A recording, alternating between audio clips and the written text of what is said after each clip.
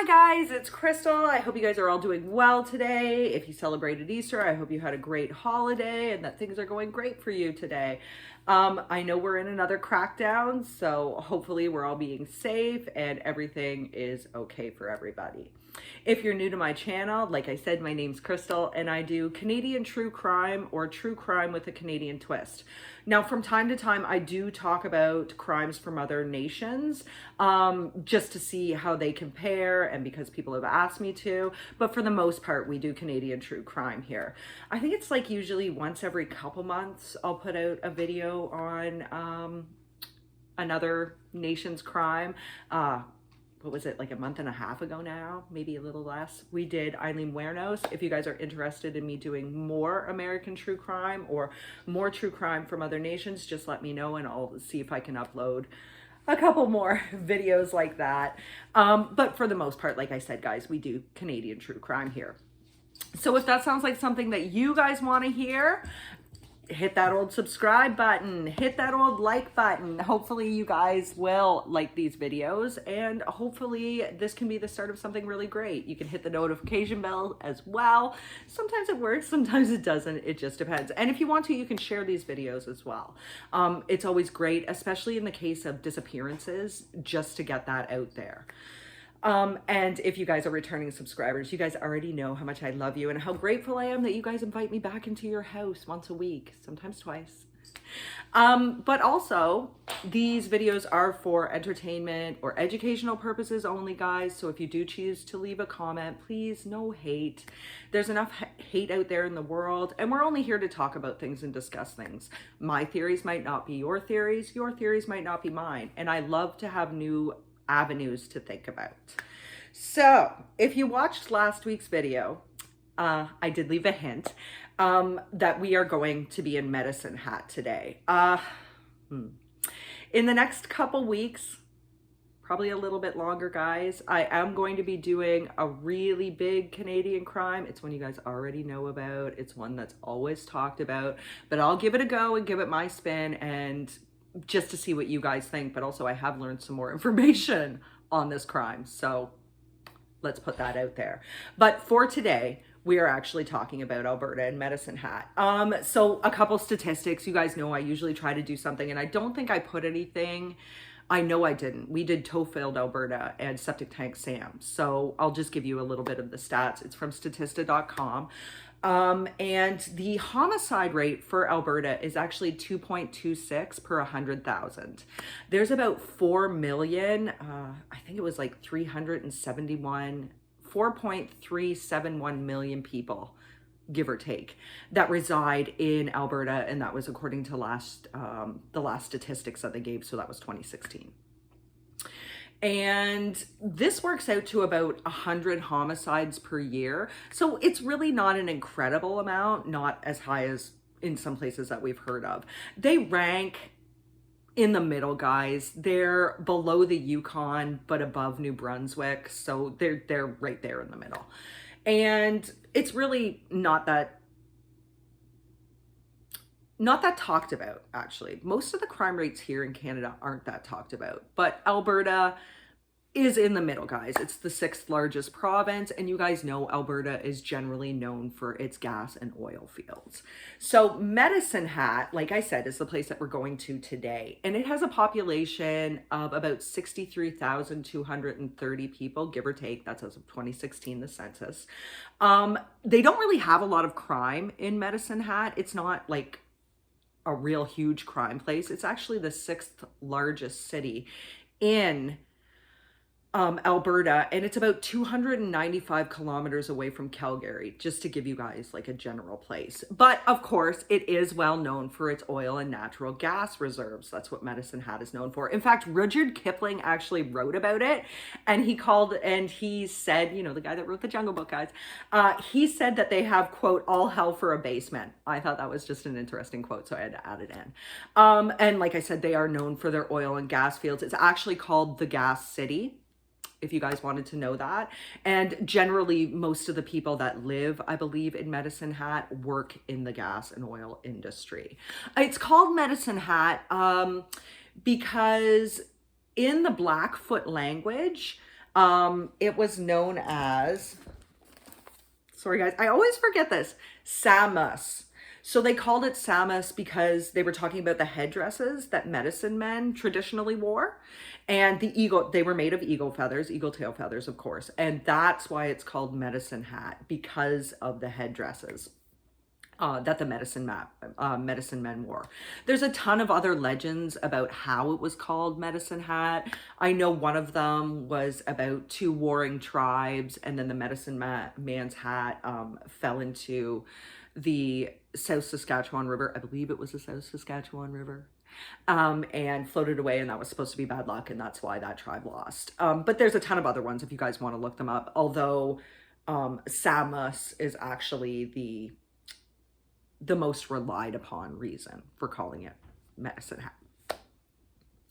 And like I said, Medicine Hat is the gas city. But they don't really have a whole lot of murders there. There are murders there, but it's not as well known as, like, let's say Edmonton or Calgary for its crime rate. Also, it is traditionally the land of the Blackfoot, the Cree, and the Assiniboine tribes, just to let you guys know. Oh, hi, Lola. So today we are talking about, it's not actually that long ago. It was 2006, and we are talking about the crimes of J.R. and Jeremy Allen Steinke. You guys have probably heard of this. This was huge. It was big international news, but we're going to dive into it today. You guys may be wondering why I'm referring to her as JR. I live in Canada, so I have to follow the Canadian rules. And in Canada, there is technically a publication ban on this. So she is only known by initials here. And the parents' last names I'm not going to give. Her brother has a different first name. This is Jacob is actually his middle name. If you guys do want to find it, it's online. There's been other YouTubers that have actually done from the States that have actually done this case. So they say the name, but because I live in Canada, I better follow the rules, and I'm just going to call her JR. So no last names other than Jeremy, obviously, in this video, guys. So JR's parents were named Mark and Deborah, and Mark and Deborah actually met at a gym in Sudbury, Ontario in 1990. They both lived there at that point in time. Now, both Mark and Deborah had substance abuse problems in the past, but it was long before they met each other, and they worked the 12-step program, and it actually really worked for them, guys. They lived by the mantra of the 12-step program, you know, praising a higher being, live and let live, trying to enjoy life, but abstaining from alcohol and everything else. I have no idea what their substance of choice was before, because it was so long before. But they actually met at a gym in Sudbury. And they chose to live the tenets of the 12-step program. It really seemed to work for them, guys. They were clean and sober for years before they met. So they met at the gym, and they got along really well. They had similar interests, similar goals, and similar likes. And one of their particular interests was motorcycles. Both Mark and Deborah seemed to be really into motorcycles and riding motorcycles. Both owned motorcycles and dressed in the gear, and that was part of their lives. In 1991, they got married, and Mark worked in the oil and natural gas industry. So he worked at it in Ontario first. So it was later on that they moved to Alberta. We are focusing on Alberta, though, I swear. They had their daughter, JR, in 1993. And as far as I know, their son, Jacob, was born at the end of 1996. It may have been the very beginning of 1997. But in 1996, when Deborah was pregnant for Jacob, the family moved to Okotoks, Alberta, for Mark's job. Now, Mark himself has been he described himself as a, quote, wild child when he was younger. He really got into some stuff. It was nothing criminal or anything like that, guys. It was just guys out having a crazy time and using substances. He called himself that. After he did the program, though, he was a great father, a great friend, and a great husband. He had a huge personality, guys. Very personable guy. Sorry, just one second. He was humorous. He was a big guy, and people liked being around him. He was very enjoyable for people to be around, and he was very, very good with his family and taking care of his family. That was their main goal. Deborah and Mark was to own a home. So they both worked really, really hard in order to achieve this goal. Now, Deborah herself was also described as hugely personable, perhaps even more so than Mark. People could feel her before she entered a room, guys. She had a quote megawatt smile. She was bubbly, she was irrepressible, and she was just a big, fun-loving personality. However, both Mark and Deborah were very respectful and loving of other people. They treated their kids the way all people should treat their kids. They loved them. They respected the choices they made. They tried to guide them as best they could, but they respected and loved their children. They had an enviable relationship. I have a quote, actually, a direct quote from one of their neighbors. Quote, she nurtured them emotionally, spiritually, physically, and mentally. And quote, they were a loving family through good and bad times. Mark and Deb treated each other and their kids with respect and love that most people would envy. End quote. So the family, like I said, would often ride bikes together, particularly to go and visit their family in Ontario. That's where most of their family lived, was back home in Ontario. And they would suit up and drive there, and they'd have energy left over to spare. That was one of their big things. Mark and Deborah also took their kids out on date nights. Jacob and Deb would have a date, and Mark and JR would have a date. It was just a fun time. They were a very loving family, a very close-knit family as well. Jacob has been described as being precocious, but like when they say that, they mean he was full of energy. He was full of joy for life, and he was just full of energy. He loved hockey. He loved playing outdoors, but he also really super loved Star Wars, guys. That was one of his main things, was that he and friends would get together and pretend they were superheroes. Like, he loved Star Wars. Star Wars was everywhere in his room. He just really had a massive love for Star Wars. JR herself, very beautiful girl. She had the brown hair, she had blue eyes, really big smile, just like Deborah's. She had the same smile actually as Deborah.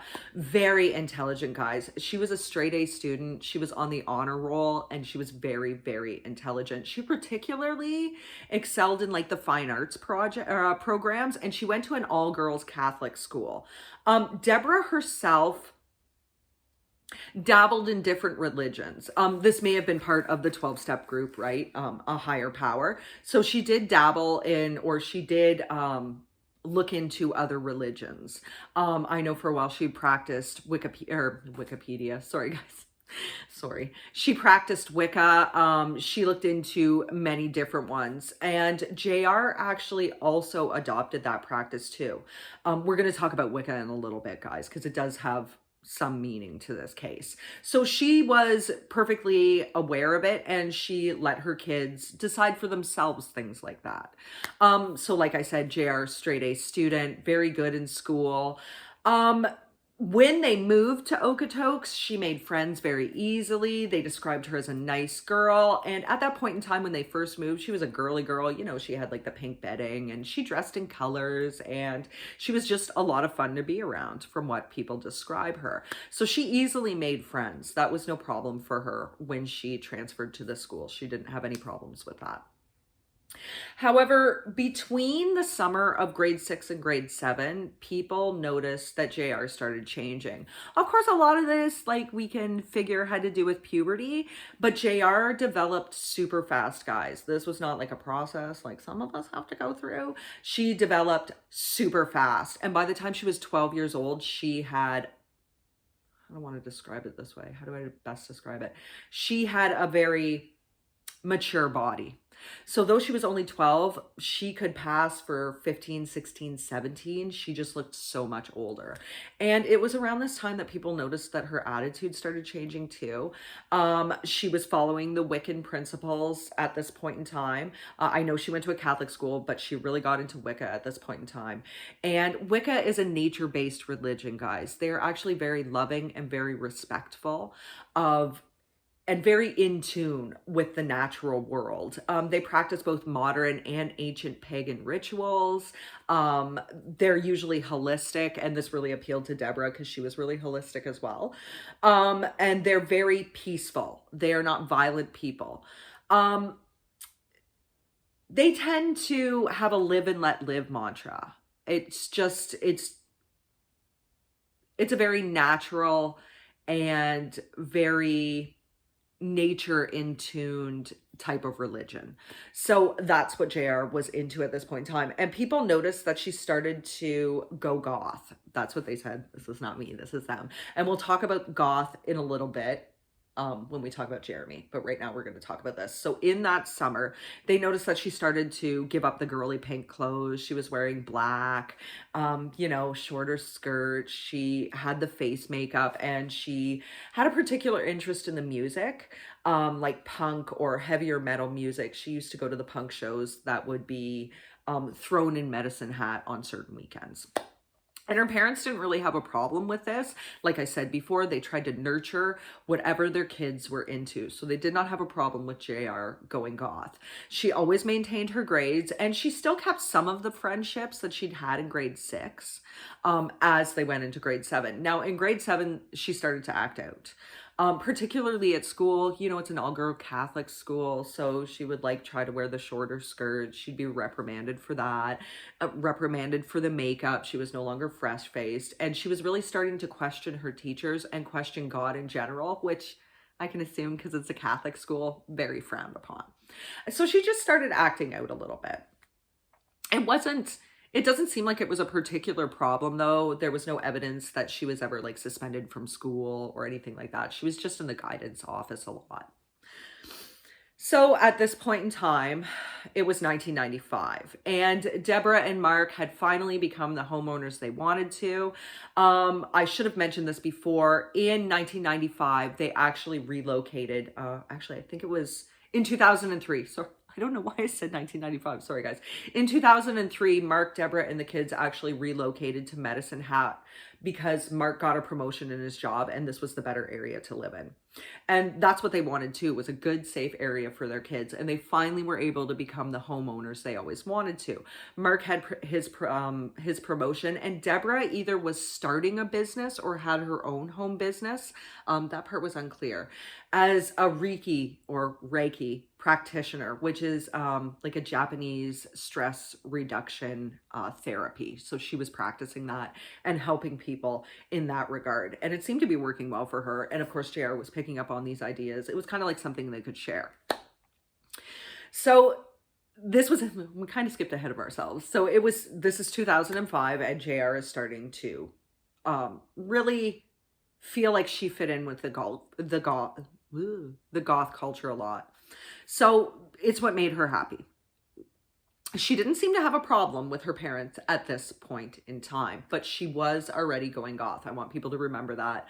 There's a lot of people that say that it was Jeremy that forced her to do this, or Jeremy influenced her to do this. It was not. She was already doing this before she met Jeremy. And the family seemed to have a really good life, guys. I would be envious of this life. So they started to notice that JR was spending more time on the computer. So you guys know back then, there was no Facebook. There was no Instagram or anything like that. Most people communicated through MySpace, as far as I know, or texting. And she would start to use MySpace, but she would also use websites like vampirefreaks.com and Nexopia. And when she mentioned her likes on these, they were things like hatchets, blood, anatomy, human anatomy, serial killers, particularly Jeffrey Dahmer. She would mention things like vampires, just heavy metal groups, things of that nature, guys. Serial killers, she mentioned them. And of course, Marilyn Manson and just the goth lifestyle in general. Those were her likes on MySpace, but on these other websites as well. And by 1990 or by 2005, I don't know why I keep wanting to say the 90s, guys. I'm sorry. By 2005, she was full on goth and she was acting out at this point in time, not just at school, but at home somewhat as well. And it was in 2005 that she met Jeremy Allen Steinke, who at that point in time was quite a bit older than JR. I want you to keep in mind that JR was 12 years old. So Jeremy. Um, Jeremy was born January 15th of, I believe it was 1983. So 1983, and she was born in 1993. Just keep this in mind. And whereas JR's life looks really good and the life we always want, Jeremy's is a life that nobody wants. He had a very abusive childhood. His mother was an alcoholic. Jackie May is her name. And she was a full-blown alcoholic. And she made really bad choices in men, including Jeremy's biological dad. These men were very abusive both to Jackie and to Jeremy. I'm not sure about his other siblings if they also endured this abuse, but I know the two of them did. And Jackie herself in 2005 was in trouble with the law because she stabbed one of her occasional partners. I don't think she just stabbed him once either, but she stabbed him. And she was on probation. She didn't spend any time in jail, but she repeatedly violated it because they would still go out together, her and this man. So Jackie had problems with partying. She would leave for various periods of time. And Jeremy just had a really traumatic childhood. He also had a traumatic school life. He was bullied. He was smaller than most people. And all he wanted in life was to fit in and be accepted. Even his mother said all he was looking for in life was to be loved, to be accepted, and to fit in. Now, Jeremy had problems, guys, and these are probably because he suffers from fetal alcohol spectrum disorder. Okay. It can't be confirmed because Jackie refuses to admit that she drank during pregnancy. And that's basically one of the few ways you can diagnose this, is that the mother has to admit that they drank during pregnancy. And she said, no, all I took was codeine and I think it was Demerol. She said doctors told her to. So some of the hallmarks of this are hyperactive behavior, and Jackie did say that Jeremy either had ADD or ADHD as a child. He was always very hyperactive though, guys. He does have this. He had difficulty with attention, poor schooling, like they have learning disabilities in school, poor memory, speech and language delays, low IQ, learning disabilities, poor reasoning, poor judgment skills, among other problems, of course. And they are usually socially and emotionally very immature when it comes to relationships with others. So, like I said, Jackie had been married several times and had a string of men, and they were all highly abusive to Jeremy. I don't want to make this sound like it's an excuse, though, for Jeremy's behavior. It's just some background on why he may have done what he later did. So when he was in grade 10, Jeremy actually did try out for the football team. And he did actually make it. Basically, from what I've told, it's along the lines of if you tried out, you would make it anyway. So he was on the football team for a short period of time. And the other players remember him being very disruptive in the changing room, like just very disruptive. I don't even know if he actually ever got out on the field and played or if he was just benched, but he was on there. And grade 10 was Jeremy's last year of school. He actually quit halfway through. He decided he was completely done with school and he no longer wanted to go. I mean, this kid was bullied and he was bullied an awful lot. And another aspect of fetal alcohol spectrum disorder is usually the kids are on the small side, and Jeremy was. He was smaller than a lot of his classmates. So the kids at school would call him Stinky. That's why I'm trying to like overpronounce his last name. so that it doesn't sound bad. And even some of the teachers would call him this. So he decided in grade 10 he'd had enough and he completely dropped out of school. It was also during this time, Jeremy dabbled a lot in drinking and a lot in drugs and taking drugs. I think he even started taking drugs before high school. So he had problems with that. And he also started to become a cutter at this point in time. So you guys know a cutter is somebody who, long story short, emotionally, they can't handle their emotions on the inside, how they feel on the inside. So a lot of people will cut to let those emotions come out. It feels like a rush. It's like adrenaline. It doesn't necessarily hurt at the time. It's just letting out those inner emotions. And that's the best way that they feel they can do it. So Jeremy did become a cutter at this point in time. He'd also attempted suicide on at least one occasion, maybe even more. So he had a really troubled upbringing, guys. And of course, his family was poor. There was not a lot of money, so he also lived in poverty. Jeremy would work from time to time. I know he worked at a Tim Hortons, but I don't feel the jobs lasted very long, guys. He was basically unemployed at this point in time. And a lot of the time, whatever money he would have would either go to buying like extravagant gifts for his various girlfriends, or would go to alcohol and weed. He did have a car. He never, I don't even know if he had a license, but I know he never had insurance to drive this car. And friends of Jeremy's describe him as being, I just want to get this right, guys. Charming, very eager to please other people, easily manipulated, highly pliable. If any of his friends suggested something, he was the first to want to do it. All they had to do was suggest it, and he'd naturally want to be involved. Part of this has to do with the fact that he wanted such acceptance and love. Part of this has to do with that.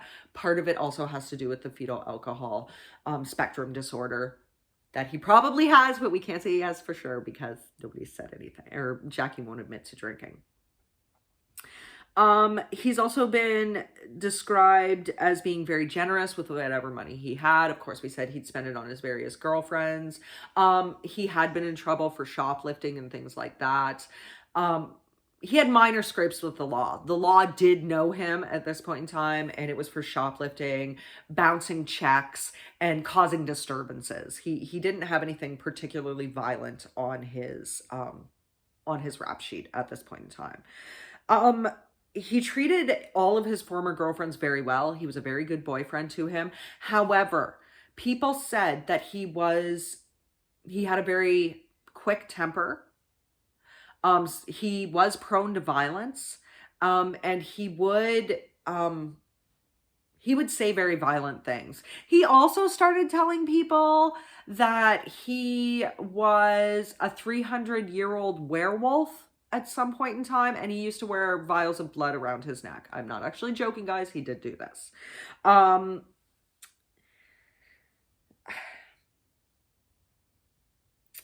Jeremy, since he was always looking for acceptance and he wasn't accepted by his peers, tended to hang out with younger children. And in some cases, sorry guys, I don't know. In some cases, very younger children, because they would seem to accept him and look up to him. Number one, he had a car. Number two, he could buy them alcohol and supply them with various other substances. And number three, he seemed cool. Because he was so much older and he wanted to hang out with younger kids, they looked up to him and saw him as wanting to be a cool guy.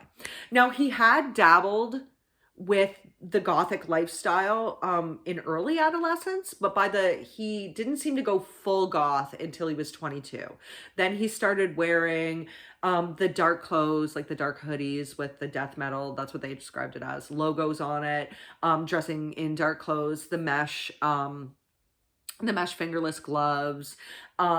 He would wear creepy neoprene masks, balaclavas, guys, basically, with just the eyes and like the mouth cut out to scare people, or because he wanted to. He would also like rim his eyes. They were very pale blue and like black eyeliner, just so that it added to the effect. This lifestyle fit in with his points of view. He felt more at home in this lifestyle and they accepted him. The thing with goth people is it is a lifestyle, guys, and it's basically you choosing to live the way you want to live, to listen what you wanted to listen to dress how you wanted to dress. They're not part of mainstream society because they choose alternative life. That's how they choose to live. I guess at points in time, I could probably be described that way. I see myself as alternative because I'm not technically mainstream. I listen to different music. I dress in darker clothing for the most part. I know you guys have seen some of my more festive ones, but I can be like that too. I like listening to harder music as well. The goth lifestyle is a lot like the Wiccan lifestyle. They also believe in a nature-based religion, particularly gods and goddesses, or they don't believe in anything at all. Like it's just basically being one with the natural world. And they're benevolent guys. For the most part, Gothic people were outcasts as children, and this was the lifestyle that was most appealing to them and that they fit into most. It's very benevolent and non-violent. They may listen to violent lyrics, but they don't go out and start beating up people for any reason. Usually they were the victims of bullying themselves. So it's an accepting community and they're really loving and loyal of each other, guys. And this was really good for Jeremy. He'd finally found a place where he could fit in, and the Gothic lifestyle was good for him. But it did tend to have him hang out with a lot of younger kids. Now, most of the Gothic people would meet, at the local mall. That was their hangout. I mean, it was the early 2000s, guys. Malls were still a big thing. So that was their general hangout, and they'd get in trouble there and be disruptive there and just hang out in the food court. And it was just a meeting place for them. Now, a lot of people may have heard that JR and Jeremy actually met at a punk rock show. That's not true, guys. JR and Jeremy actually met through a mutual friend of theirs. I believe she was about 16, so older than JR, but a little bit younger than Jeremy. And she formally introduced them to each other in either late November or early December of 2005. And there was a mutual attraction immediately between them. You have to remember, JR was a 12-year-old girl. Jeremy at this time was almost 23. But there was a mutual attraction between them. There are some reports that JR initially claimed to tell Jeremy that she was like 15 or 16, but he did know her age at the time of the crimes. He did definitely know how old she was at that point in time. He couldn't handle the fact that a lot of people didn't seem to be able to be into their relationship. And I'm sorry, guys, it's pedophilia. I know that emotionally he was very immature and that it is part of what his makeup, his general genetic makeup, probably due to FASD. But she was a 12-year-old girl, guys, and he was almost 23. Regardless, they met through this friend. They had actually been in each other's presence before. Like I said, Jeremy had a car, but they weren't formally introduced until this point in time in late 2005. And they just started to communicate. Now, most of their communication was done online because he was also part of Nexopia and VampireFreaks.com and MySpace and all that other stuff. And that's where their general communication was. Their first date was at a punk rock show, though. And this would be in early December of 2005. Now, Mark and Deborah, of course, found out that their daughter was dating an older man, a much older man, and this didn't fly with them. They were very good parents, guys, and they knew this relationship was not good for JR, but it's also illegal. And this was pedophilia. So obviously they did not want their daughter seeing him. This caused even more turmoil in the family. And this is when JR really started actively telling people she hated her parents. She hated her family. She didn't want to be there. She wanted her freedoms. Her home life wasn't that great, even though she really did have a good home life. Her parents were very respectful of her choices. But when Mark and Deborah found out that she was seeing this older man, they did what most parents would do. They grounded her. They took away her electronics and they told her she couldn't be in contact with him. JR was a sneaky little girl though, and she would find ways to communicate with Jeremy. They would talk through social media at school or at the public library. This was how they could email each other and talk to each other. They would have the whispered clandestine late night phone calls with each other, and after Mark and Deborah were asleep. And she would also sneak out of her house to go and meet him. There was a broken window in the basement. From what I've heard, the screen was broken in it. I don't know if that means there was no screen or if the screen was just ripped. And also the lock on it was broken. So JR would like just sneak out of the window and meet up with Jeremy in his truck, and they'd go back to his trailer. And of course, they would have relations, guys. I know, 12, 23. But at the same point in time, there were a lot of people that said JR was the one who was the dominant force in the relationship. Like I said, Jeremy was very eager to please others, was very highly suggestible, and he was gullible to an extent. He was very easily manipulated. His friends say that. His family says that. But at the same point in time, he still was a 23-year-old man and she was a 12-year-old girl. She may have been manipulative, but at the same point in time, she's 12 years old. And like they always say, the teenage brain is the dumbest brain. She may have been physically mature and she may have been very smart, but her brain was not able to think in the abstract, so to speak, yet. So, like I said, Mark and Deborah found out about this, took everything away from her. And actively, she was very upset about this. She was very angry, and she started to act out even more at home, pushing boundaries, pushing the rules, always complaining about her parents. Now, her friends can attest to her always complaining about her parents because she talked about it in front of them a lot. But her friends didn't like Jeremy. The friends she had at school, anyway. Not the friends within the goth subculture, but the friends that she had at school. Didn't like Jeremy and didn't like their relationship, obviously. Jeremy's friends also kind of thought the relationship was weird. There's not a whole lot said about how they viewed that. They knew Jeremy was dating. And like I said, JR was attracted at this point in time to older kids. Maybe she felt like she fit in more. You know, she wasn't awkward or gawky. She was physically mature, and a lot of the other girls that were 12 years old at that time were going through an awkward stage. She just hadn't. She had just, bam, overnight, she was matured like that.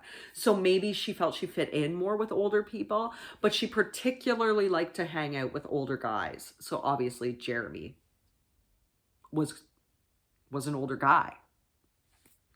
Was this just a case of an older man preying on a younger girl, or was this a case of manipulation? It's very hard to get into that. It's very diluted. So, I have a couple of quotes here, guys.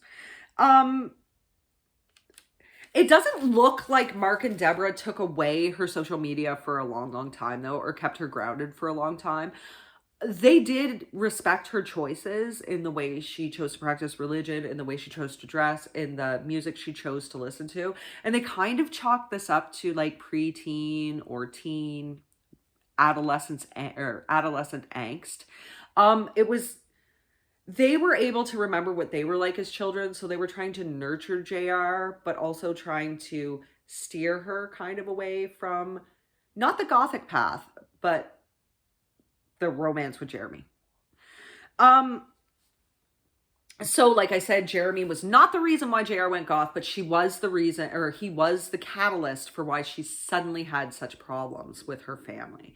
And it would seem from the time they started dating, sorry guys, I'm having a lot of problems talking today.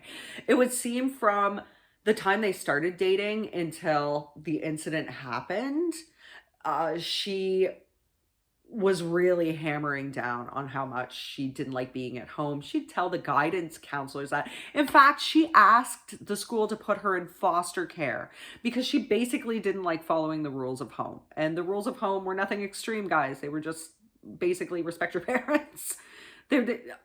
She didn't really even have a whole lot of rules. She just kept telling them she wanted to go in foster care. She didn't like it. There was no abuse going on at that home. None whatsoever. From everything I've read, Mark and Deborah would never lay a finger on their kids. They tried to work problems out in different ways, usually through conversations and maturity like that. So, of course, in January, Jeremy turned 23. So he's now 23 and his girlfriend is 12 years old. And they started trying to think up a plan on how they could spend more time together, how they could get rid of her family, her parents especially, so that they could be together. She wanted more freedom and she wanted to do whatever she wanted. Now, Mark and Deborah in general did give her freedom and did let her do, for the most part, what she wanted, but not like sneaking out late at night, going to visit your much, much older boyfriend, nothing like that. Like, they wanted her home and safe. She was pushing the boundaries quite a bit. And they reacted like any parent would react, trying to do it lovingly, trying to discourage this horrifying relationship, number one. I don't know if they knew they were sexually active or anything like that, but trying to discourage this relationship, trying to let her spread her wings but still be at home. She thought this was crap, guys. She thought that she should be able to go and do whatever she wanted whenever she felt like. She was also used to her parents giving into her and letting her do, for the most part, within boundaries, what she wanted. So, like I said, they started to think up this plan. And they knew, they had talked about running away together, but they knew that that wouldn't work because Mark and Deborah wanted their daughter to be safe and be at home. She was 12. So JR knew and Jeremy knew that her parents would look for her till the end of the world just to make sure she was safe and happy and okay, because they loved her so much. Of course, if a 12-year-old goes missing, of course their parents are going to look for them. If most people's parents would go and look for them. I shouldn't say all people's parents, because we know Jeremy's parents probably wouldn't have gone to look for him. Jeremy's mother probably wouldn't have gone to look for him for weeks, but JR's parents would. So at this point in time, their talks began to turn dark. At some point in March of 2006, we're now in 2006, JR sent an email to Jeremy, and this was under her screen name. She had several, but this was like the one she used the most, of Runaway Devil. And she sent him an email that said, quote, "I have this plan. It begins with me killing them and ends with me living with you," end quote. Jeremy responded back, and he went by the screen name Soul Eater. He responded back, quote, "Well, I love your plan, but we need to get a little more creative with like details and stuff," end quote. So Jeremy's favorite film at this point in time, which he describes as the greatest love story of all time, I'm not joking, I have quotes, you know we'll get to them, was Natural Born Killers. So this movie came out in about 1994. It is a Quentin Tarantino screenplay. I love Quentin Tarantino, but this is actually my least favorite of his movies. I'm not saying it's a terrible movie. It's just my least favorite of his. Maybe it has something to do with this case. But, and it was directed by Oliver Stone. So basically in the movie, a couple named Mickey and Mallory go on a nationwide killing spree. Their first kills, however, were Mallory's sexually abusive dad. She like drowned him in a fish tank. Her mother, who I believe they set on fire because she did nothing to stop the abuse. I think they burned her in her own bed. And they subsequently let her younger brother go because now he's free. He doesn't have to live with the abuse. Because her younger brother was actually her son with her father. And then they go on a nationwide killing spree.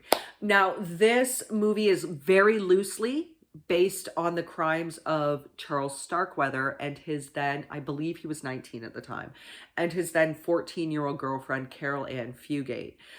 They also went on a killing spree after killing her parents.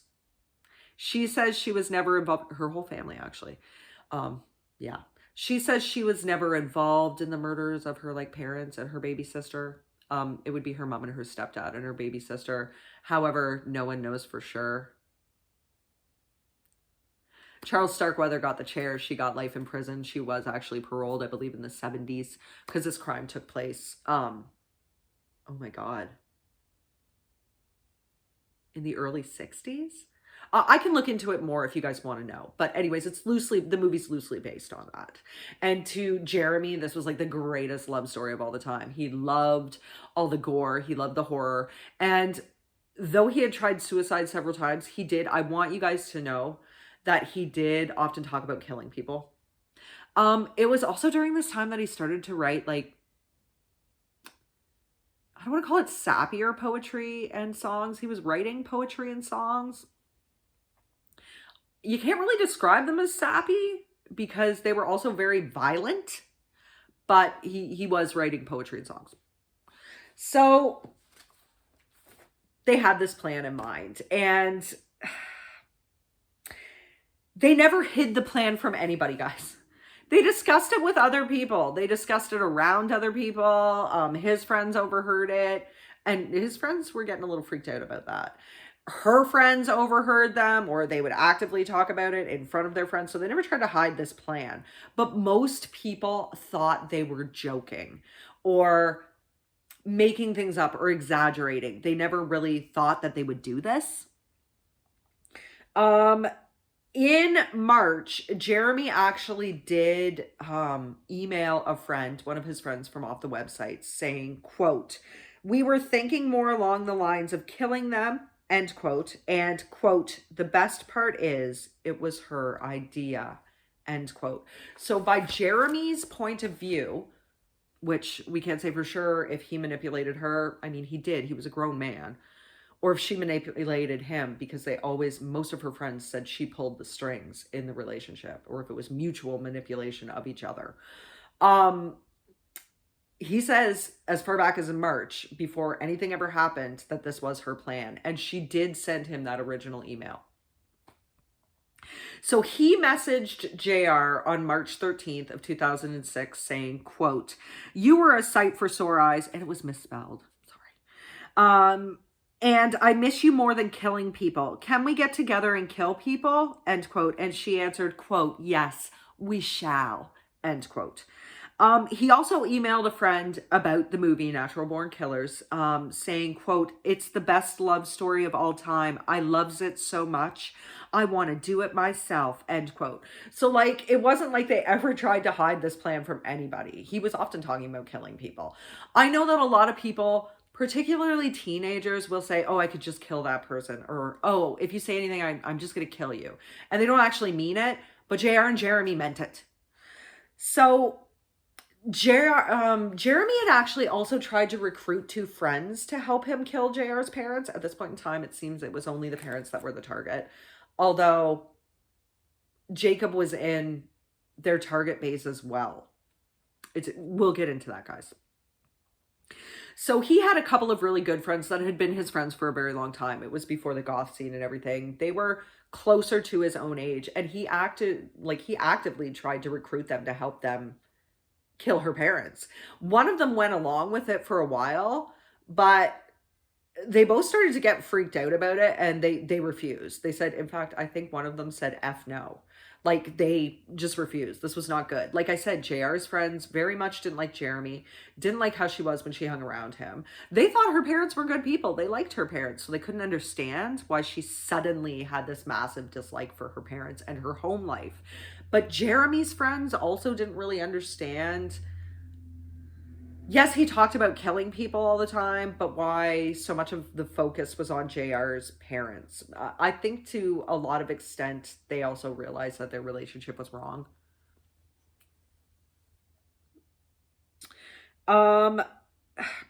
friends overheard conversations in which, like I said, it seemed, and so did Jeremy's friends, that JR was manipulating him, telling him that she needed him to do this for her, and kind of along the lines of, well, if you love me, you'll do it type thing.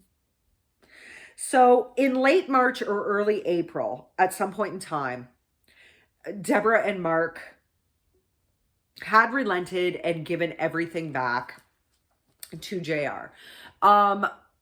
So she was, of course, happier about this. Now, when they originally grounded her, they also suggested counseling for the family, and they were surprised, but JR readily agreed to it. And it seemed that counseling was working because JR would help out more at home, and she was less angry and confrontational at home. So they thought it was working, which is probably one of the reasons why they ungrounded her and gave her back all of her technology. It seemed to be working, and they were excited that she wanted to go through with it. I mean, this is a family that wanted to get to the root of the problem and help JR as much as they possibly could. Like, I don't think I can underline how much her parents really cared and respected about her, or really cared about her and respected her, guys. So she had agreed to this counseling. Now, one of the things she wanted to do when she was off grounding was go to the punk shows again. And her parents said, okay, you can go as long as we chaperone. I believe that this was April 19th, guys. I tried to find out the exact date. It was a Friday. And she wanted to go to this punk rock show. So Mark and Deborah said yes, and they would take her. So it was sorry, I already gave it away. It was JR and a couple of her friends that were going with Mark and Deborah to this punk rock show, but they didn't know that Jeremy would be there, and this was kind of like a prearranged date for them as well.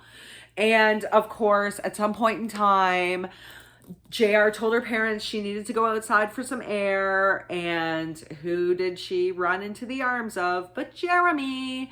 And they were all goofing off and acting so happy, and he was like swinging her around, and at some point in time the two of them ran off into an alleyway and started like furiously making out. Like, they were, I guess it depends on how you guys view the word hookup. To me, hookup is not, it's like making out and stuff like that. A one night stand is what I would use for, or booty call is what I would use for like actual relations. But anyways, they were hooking up. Mark and Deborah were like, where is our daughter? So they went outside, looked around for her, found her in the arms of this scary 23-year-old man dressed in dark clothing with black eyeliner, and they were freaked out. Oh, no. She was not supposed to be around older men. And here she was getting her groove on with this older guy. So of course they immediately left the show, loaded up JR and her friends, dropped the friends off, took JR home, and cracked down again. They grounded her again, took away all her social media. They were monitoring her online presence, but I think it was like through school and stuff like that, and her phone calls, and they told her absolutely she could not hang out with older guys. This would probably be anybody 17 and older. She was 12. Of course they didn't want her around anybody that's an adult, a legal adult. And she had several friends that she unfriended, but she told them not to worry. She would friend them again after her parents calmed down. Like, she had been pretending this whole time to be more accommodating and more helpful, just so she could get her own way, guys, just so she could get her stuff back and do what she wanted to do. So of course she's grounded again.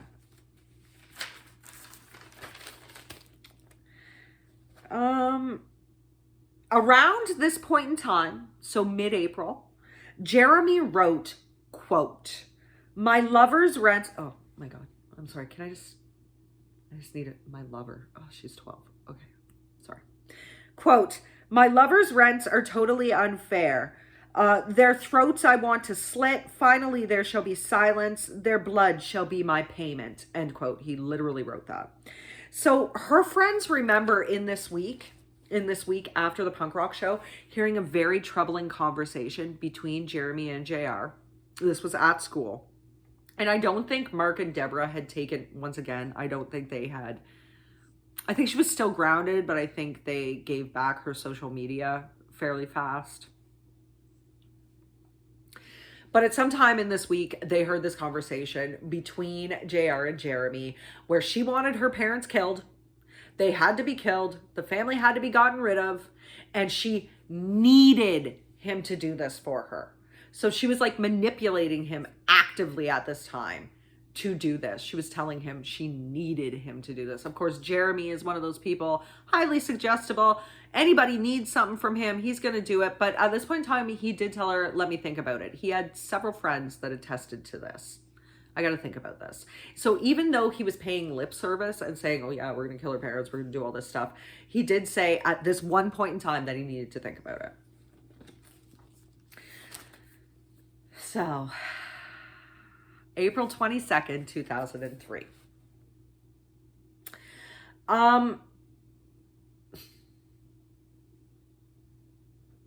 Was a Saturday.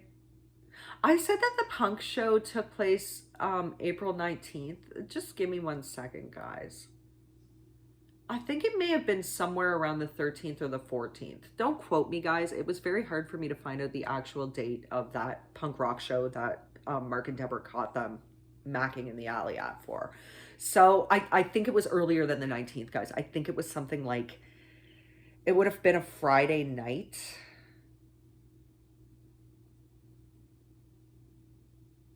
14th or the 15th of April. Sorry, I just don't want to be factually incorrect. So April 22nd, 2006. 23-year-old Jeremy Allen Steinke. He wakes up and he spends the day how he would typically spend a day. He started it with drinking.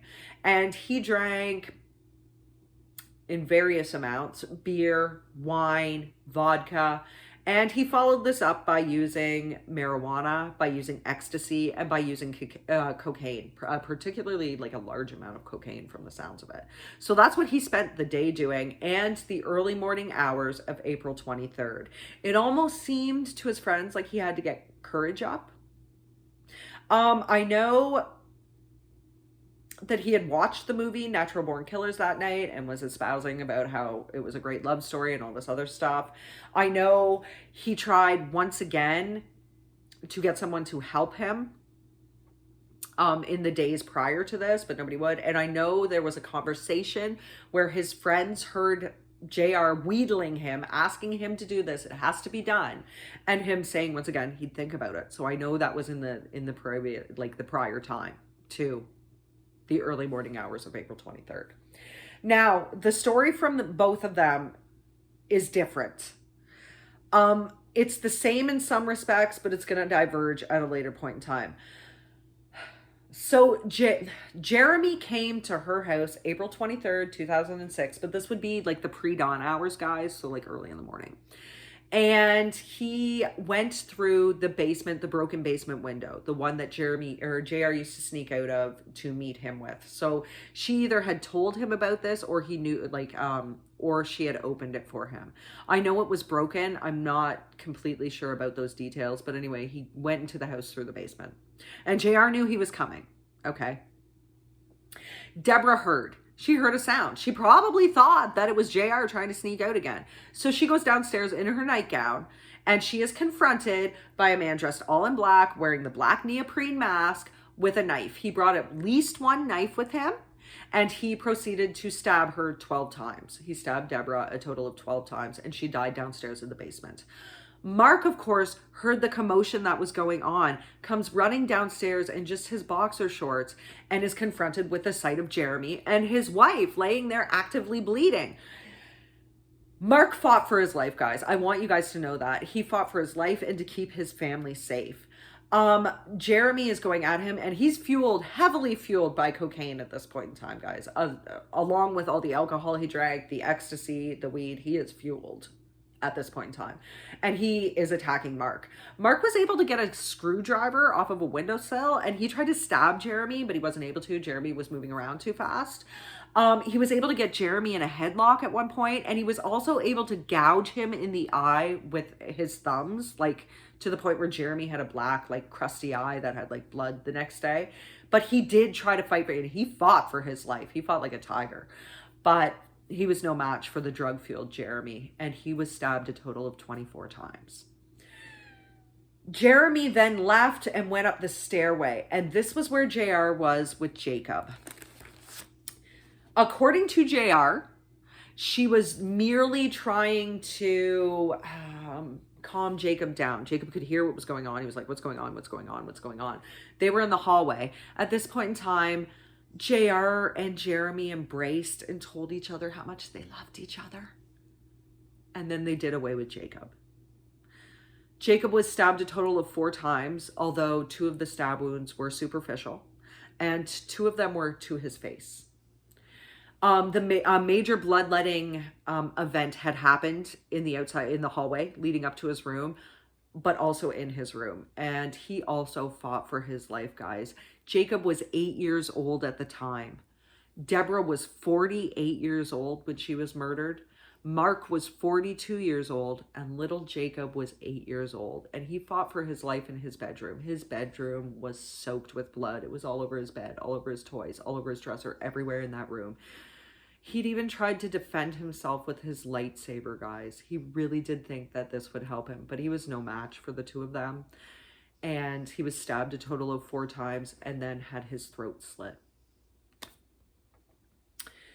So Jeremy and JR washed off the knife that had been used on Jacob. She claimed that this knife had been in her room. She just had it in her room earlier for whatever reason. And this was the knife they used on Jacob. So they rinsed it off and left it in like a pink pool. They didn't do that very well. And Jeremy was starting to freak out. Everything was done, but like the drugs were catching up on him, and he was like really paranoid that somebody had heard him. So he kept telling JR they had to hurry up, they had to leave, they needed air. Like he had to leave this place. And JR was like, oh, just give me 10 or 15 minutes to get my stuff ready. Well, Jeremy went outside to wait, and it appeared to him that she was taking too long. So he got in his truck by himself and left. He left. And he said at one point in time, he pulled over and threw up. And then he went back to his trailer. JR at this point in time, home alone with the bodies of her family. She never once called 911. She never once checked even to see if any of them were still alive. Instead, she got her stuff together, grabbed her mother's purse, grabbed the phone, went outside, called a cab, ran down to the 7-Eleven, never said anything to the clerk that was there, took Deborah's, they said credit card, it could have been her ATM card, one of the two, put it in, took out some money, left, got in the cab, never said anything to the cab driver, and had him drive her to Jeremy's house. She was calm, cool, and collected the whole time. The driver asked her, like, oh, he thought that she was 16, asked her, oh, you're out really early, and she's like, yeah, I just got off of grounding, and I have some friends I want to meet. And he drove her to JR's trailer. Jeremy's trailer. The 2 of them then proceeded to have relations. They got cleaned up. They got rid of some of the evidence at a dumpster in an apartment complex, not the clothes or anything. They just said some of the evidence, so I have no idea what the evidence was. And this was all April 23rd, 2006. And then decided to go to a party. Yeah, you heard me. A house party. They decided that's the best usage of their time. So everybody at this party was drunk, was stoned. You know, they remember Jeremy and JR laughing, whispering, super close, basically like, I don't know how to say, macking on each other. Like, sorry guys, sorry. Basically dry humping on the couch. Eating fast food, giggling, laughing, drinking, just taking in all the party. They seemed fine. However, they did tell people at this party, Jeremy particularly, did tell people, first they said the reason why he had a black eye was because he got into a fight, and then it was because, you know, he killed her parents. They said that they, quote, gutted them like a fish. And in regards to Jacob, when he was dying, JR said he, quote, gurgled. So they didn't hide this from anybody, but nobody at the party believed that they had done this. First of all, they were all out of their minds with substances, so they're not really listening to it anyway. But second of all, they just didn't believe this was possible. Now, at some point in time in the late morning, early afternoon of the 23rd, while JR and Jeremy were partying only a kilometer from her house, A 6-year-old boy who was actually one of Jacob's best friends came over the house to play with Jacob. He looked into the basement and he was able to see the bodies. He's a 6-year-old boy and he discovered the bodies. He ran back home, told his mom phoned police. Police arrived at the house. And of course, they noticed the whole entire family, aside from JR, was dead. At first, they didn't really notice that they didn't realize that JR was a member of the family until they looked and saw her picture and was like, oh my God, there's a 12-year-old daughter and she's missing. Where is she? So they sent out an Amber Alert because they thought she was abducted by whoever had murdered her family. In fact, a lot of people thought it was an online predator, somebody that she met online and killed her family and abducted her. So of course they sent out an Amber Alert and they searched through her room, and then they decided to go to school to see if they could get any more information on what she may have been talking about to try to help their case. And the crime scene, there was a lot of blood, guys. It was very bloody, it was very nasty, and having to process an 8-year-old boy's death was very hard on a lot of the officers. When they got to the school, of course, they were given permission to go into her locker, and that's when they started to find evidence that pointed toward JR being one of the culprits and not a victim. Particularly a picture. This is a picture, it's a stick figure drawing, and it shows a family being set on fire with gasoline and 2 people laughing at them while they burned. And there is an image in it that one of the frames says Jeremy's truck, and she's like running towards it. I'm gonna actually show it to you guys. If you guys do want to know, as an aside, there is a book on this case. It's called Runaway Devil. It is written. This is where I got the majority of my information from. When I research, guys, I hardcore research, and I find that books tend to give me the best information. I do look, of course, at online sources, particularly from the CBC. You guys know how invested I am in the CBC. And I believe, no, I don't think the CBC did anything on this one. But there is a picture here. This is the picture that the police were able to find. I hope you guys can see it well. Sorry, I know there might be a bit of a glare, but that's the picture that they found in her locker that let them know that she was not in any way a victim of this. Although she was, but she wasn't. And I'm going to show you their pictures as well. So this is JR. The reason why I choose to show you guys the pictures from here and not online is because they'll show you her actual picture. And like I said, I live in Canada, so I have to do the blurred out one. And that right down there is Jeremy Steinke. And behind him is the mall, actually, where they met. So they continued to be at this party. And actually, when Jeremy stabbed Mark, when he was stabbing Mark and attacking him, Mark, his last dying words were, "Why?" And Jeremy told him, quote, "Because you treat your daughter like shit," end quote, and quote, "It's what your daughter wanted." Those were the last words that Mark ever heard. So Jeremy at this party got 2 of his female friends to go and clean out the truck and hide it. Now, he had wiped it down earlier, but I don't think he did a very good job, probably because no sleep and all these substances. And he had just murdered a whole family. But he got these girls to clean out. They were also very drunk and high, so they don't remember a lot of it. They thought the stains were just rust, so they cleaned it off with Armor All, not knowing that Armor All just like spreads.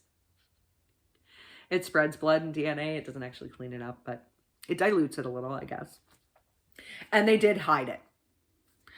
This was, I believe this was his mother's truck. So eventually everything hit the news, obviously, in Medicine Hat, that the bodies had been found. There was the Amber Alert that was out for JR at this point in time anyway. And people started to clue in to the fact that what JR and Jeremy had been telling them was probably real. And they were starting to get freaked out. Now, this is where this story gets a little bit convoluted, so I'm sorry, guys.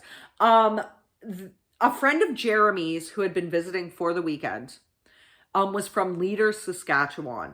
So he needed a ride with his girlfriend back to Leader. So two girls, and I believe they were the same two girls that cleaned out the truck, but regardless, two girls decided to go. So they were taking Casey Lancaster is her name. They were going to take her truck and drive to Leader with Jeremy Jr., the friend he had brought down, his girlfriend who was also underage and wasn't allowed at his house, and these two other friends. So the six of them were going to drive to Leader, Saskatchewan. This made a lot of sense to JR and Jeremy. They could get out of town. So that way the heat wasn't on them. And Leader, Saskatchewan, I believe, is about 120 kilometers from Medicine Hat. So the friends swore that they just thought that Jeremy and JR were running away together. They claim they didn't know anything, even though it was all over the news at this point in time, but maybe they hadn't listened to the news. I don't know. And they decided to all leave. So this was, I think it was really late at night on the 23rd or really early in the morning it was later on at night on the 23rd that they decided to go. But at this point in time, other friends of Jeremy's who had been at the party and friends of JR's started to come forward. And the friends that had been at the party started to tell the police what they had been told by both JR and Jeremy. And they also told the police that they were probably headed to Leader, Saskatchewan to drop off these people ostensibly. So Leader authorities, of course, were alerted because that had been the name of one of the towns given that they might be in. And they knew to be on the lookout for JR and Jeremy at this point in time. At 7:51 a.m. on the morning of April 24th, 2006, they were arrested. A local cop had seen them. It seemed to be a bit weird that all of these kids were together. He knew what was up. JR and Jeremy themselves weren't seen, but they had stopped at a convenience store, I believe, to get gas and something to drink. And while they were there, the two girls, Casey Lancaster and the other friend, had gone into the store and saw it on the newspaper. Saw the newspaper announcing the deaths. And they claimed that was the first time they heard about it. I don't know for sure, but that's what they claim. And of course, they were taken into custody and returned to Medicine Hat that night. But JR was literally caught with her pants down. She and Jeremy were in the back, the very back, like the cab of the truck, which I believe had the box over top of it, hiding underneath some blankets, and she had her pants off. But they arrested all of them, and Jeremy and JR were taken back to Medicine Hat. Casey Lancaster also faced some charges. I believe it was just I don't want to call it accessory after the fact. It probably was more along the lines of, I don't want to call it obstruction though either. She was arrested for her lesser role in it, for getting rid of the evidence and like cleaning out the truck and stuff.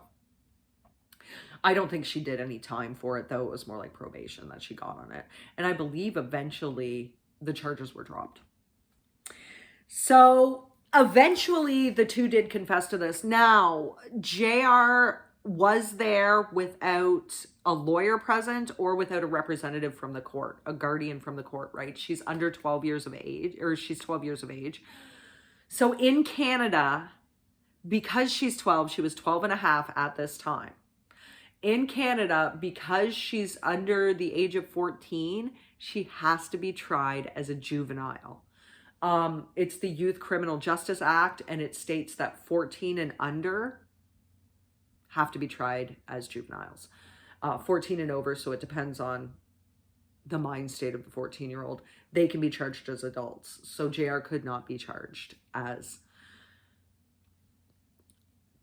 an adult. She was a minor. But because of this, because she was under the age of 18, she had to have a representative, like a social worker, in there with her talking about this stuff. So she wasn't led by the police. Technically speaking, she was. There apparently there are some recordings, but some of it, the one guy said they hadn't recorded, and she told them a few different stories, of course, that she and she had snuck out, met with Jeremy, and they had spent the night together. She had no idea her parents were murdered. She was very emotionless the whole time she was saying this.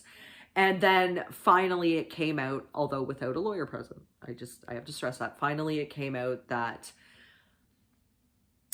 Jeremy had killed her whole entire family, but she wasn't mad at him or anything like that. She was there, but she was acting like in a zombie state. And like, it didn't occur to her to call 911 or to check on the bodies because she was in a zombie trance-like state. So she basically threw Jeremy under the bus. She said there never had been a plan to kill her parents. They just talked about it jokingly. She was only joking. None of it meant anything. So she did confess, and she did cop to trying to actually strangle Jacob before they stabbed him. She said she had him in the crook of her arm and she just squeezed and squeezed, but he was like, "What are you doing? What are you doing?" She claimed it was to get him to go to sleep. She said of Jeremy, she said it was Jeremy that had stabbed Jacob and slit his throat. She said, quote, "He was really like pressuring me," end quote. And then she said that she did superficially stab Jacob, but she just couldn't go through with it. She also claimed at that, in the interview, that one of the reasons why she had done this was because she was, quote, "so unhappy there all the time," end quote.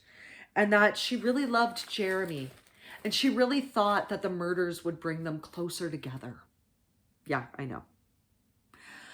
She also said that the two of them had killed Jacob because he was, quote, "so sensitive. And it wouldn't be fair for him to have to live the rest of his life without his parents." So they basically killed him so that they wouldn't have to hear him say anything about his parents being dead. She claimed he was so sensitive, and the reason why they killed him was so that he wouldn't have to live life without his parents. He just wouldn't be able to handle that. That's what she said. Now, the two of them were allowed to exchange letters while they were in jail, while they were being held in custody at this point in time, in Medicine Hat. Because the cops wanted to find out more information from them. The story just didn't seem right, so they were allowed to do this. And in one of the letters, she told Jeremy that her lawyer had told her they were, quote, "legends," end quote. So Jeremy, on the other hand, because JR showed no emotion, was cold, remorseless, could have been talking about, I don't know, an ant she saw on the ground for all it mattered. She was very emotionless.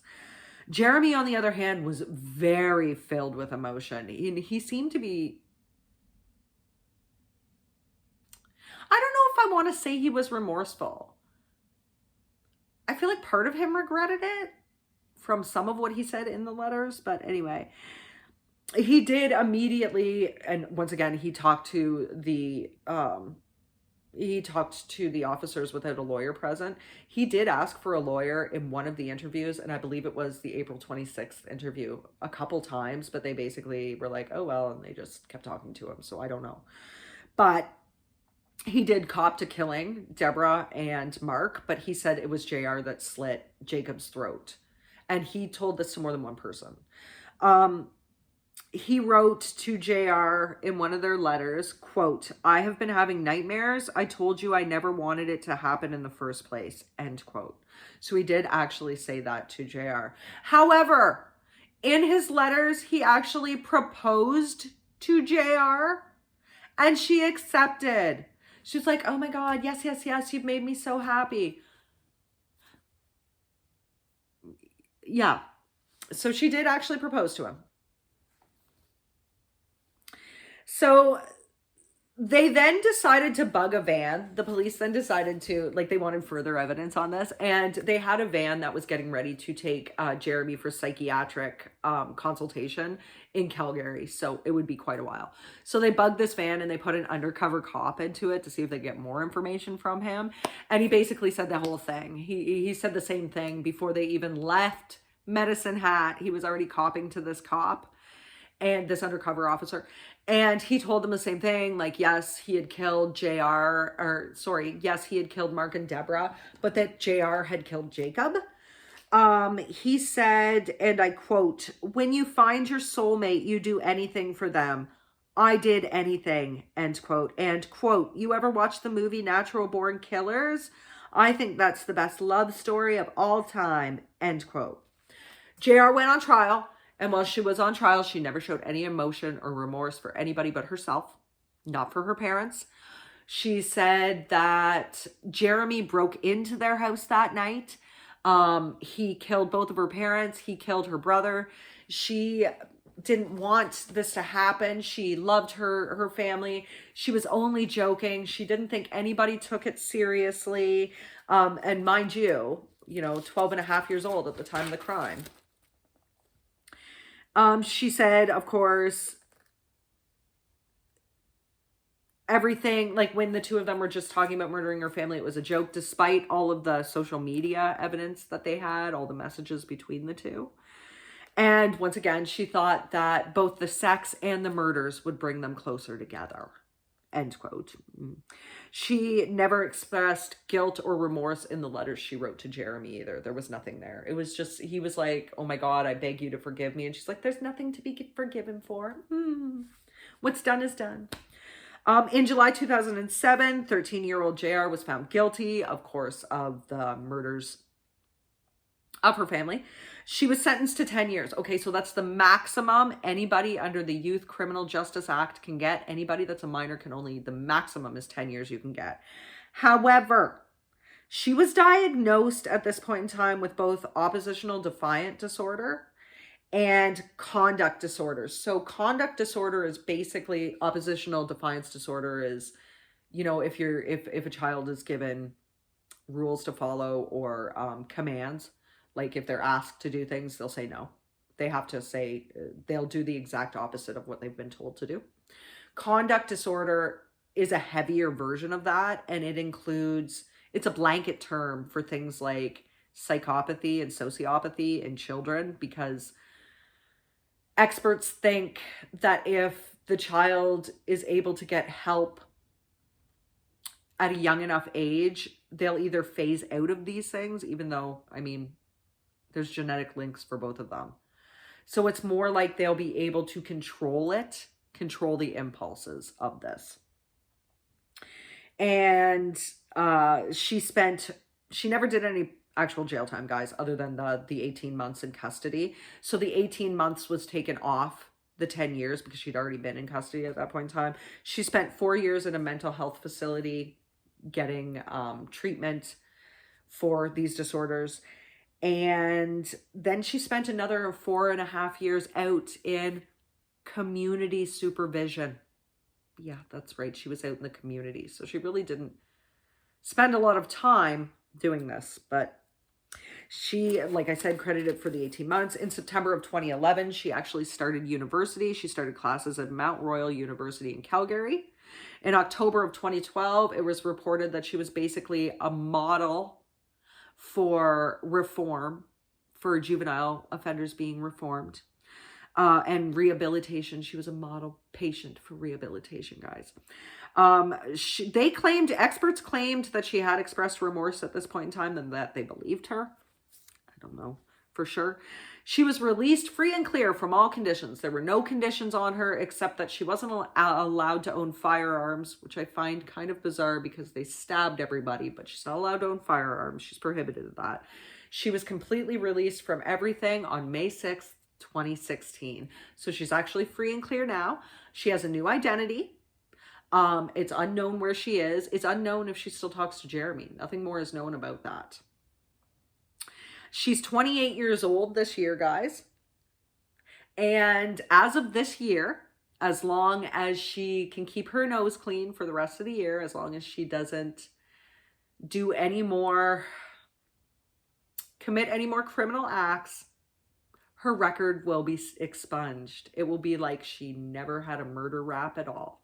I'm not joking. In 2016, they said if she can keep herself out of trouble for 5 years, which would be this year, 2021, then she's completely expunged. She never has to cop to it unless she feels like telling somebody about it. She actually has the title of Canada's youngest multiple murderer. So JR has that title. She's the youngest multiple murderer in Canadian history that everybody knows of.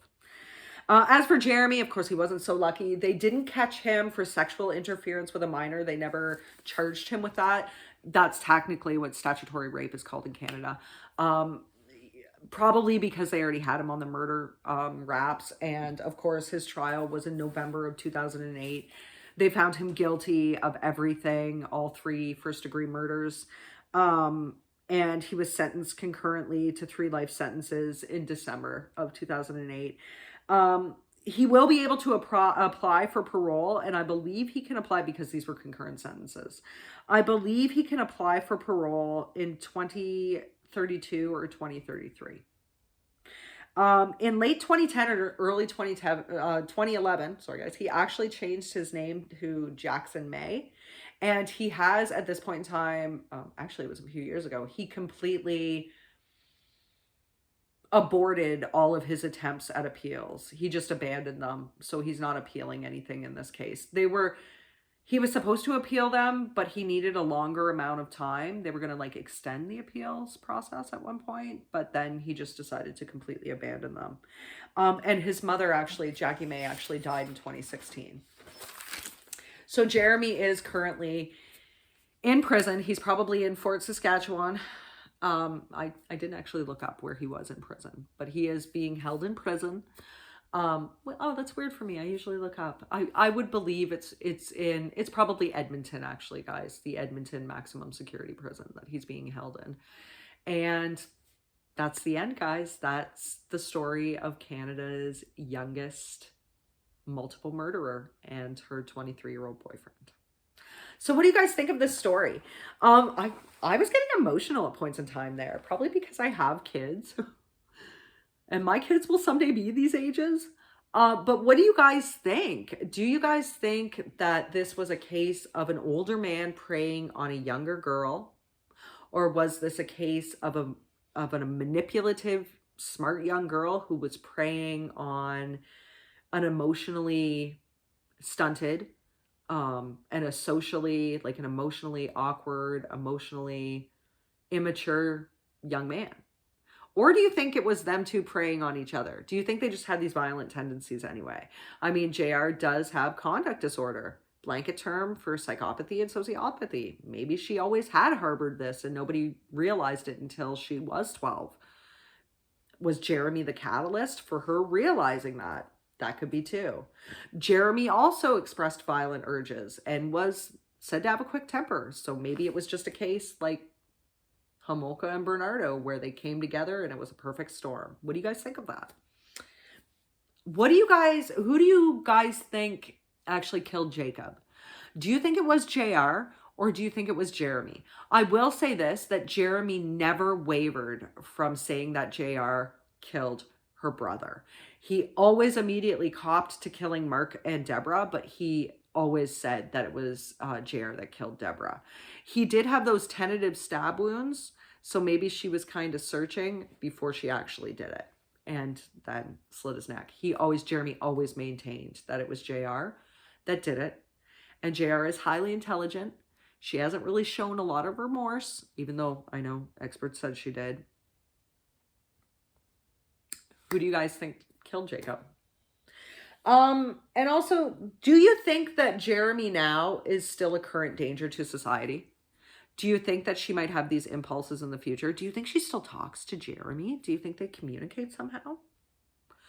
Do you think, at one point in time, she did say that she knew their relationship was wrong, like through her lawyers, and that she didn't want anything to do with him, but do you think they talk?